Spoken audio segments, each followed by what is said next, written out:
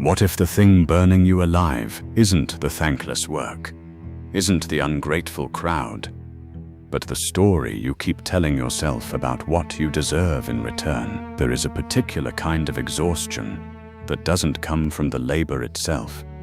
You know this. You've carried heavy loads before. You've endured long hours, brutal deadlines, impossible expectations. The weight wasn't the problem.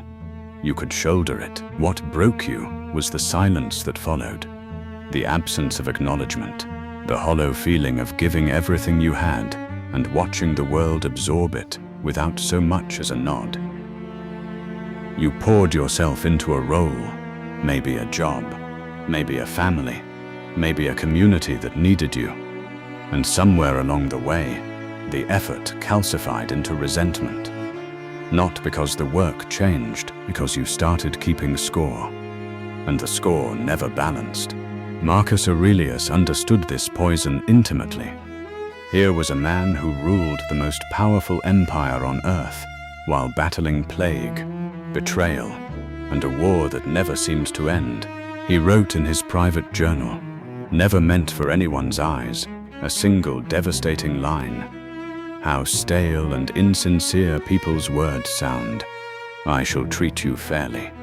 What are you doing, man? There's no need for this preamble. The act will show itself. He wasn't writing about others. He was warning himself. He was catching his own ego mid-performance, demanding applause before the curtain even fell.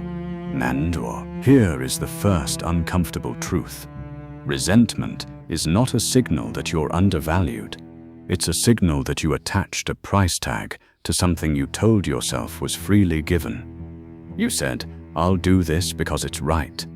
But beneath that noble surface there was a ledger, and on that ledger you tracked every sacrifice, every late night, every moment of care that went unnoticed. The resentment didn't come from their ingratitude. It came from your hidden contract, one they never signed. Epictetus, the former slave who became one of the most influential Stoic teachers in history, put it bluntly.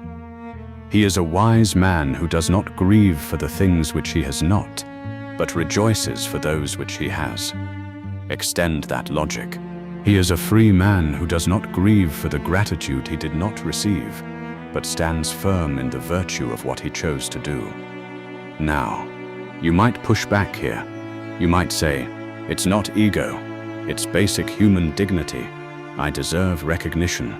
And I want to sit with that for a moment because it sounds reasonable. It sounds healthy. But Stoicism asks a harder question. Who told you that your peace of mind should depend on other people's behavior?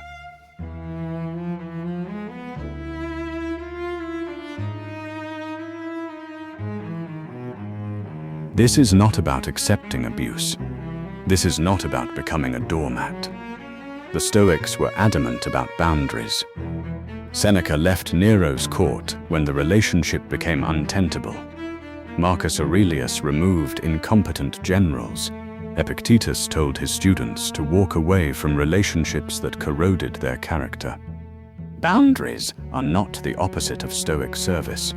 They are the prerequisite for it, but there is a chasm between setting boundaries and harboring resentment. Boundaries say, I will not let this destroy me. Resentment says, they owe me for what I've given. Consider what Marcus wrote in Book 6 of the Meditations. The best revenge is not to be like your enemy.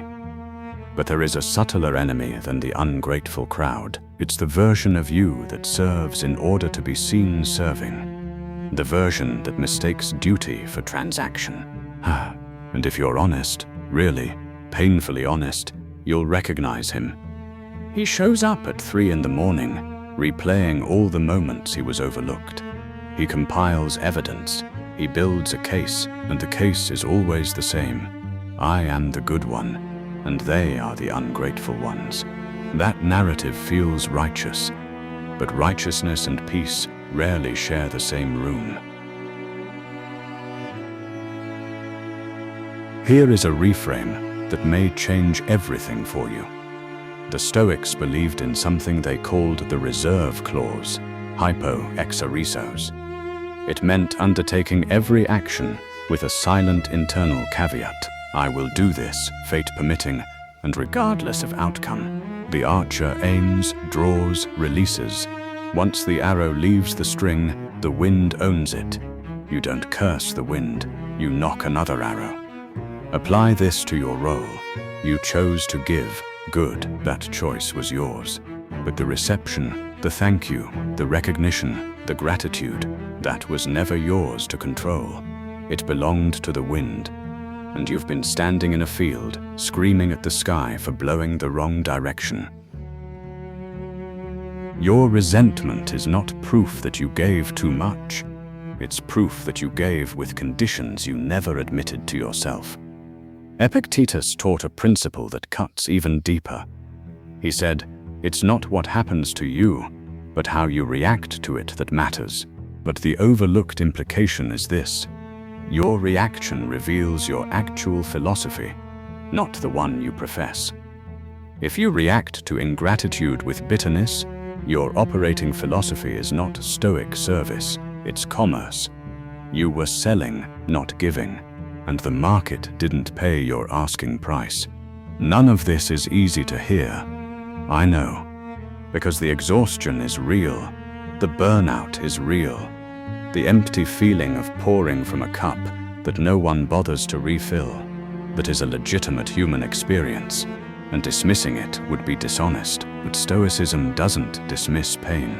It reframes its origin. The pain isn't coming from the role. It's coming from the ego's insistence that the role should come with a reward. Drop the reward. Keep the role. If the role still aligns with your values, if it doesn't, leave. Not out of resentment, but out of clear-eyed self-knowledge. If this reframe landed somewhere real for you, if it named something you've been carrying, consider subscribing to this channel. Not for me, for the version of you that needs to hear this again on a worse day. Save this video, bookmark it, because resentment is cyclical, and having the antidote within reach matters more than you think. Nope.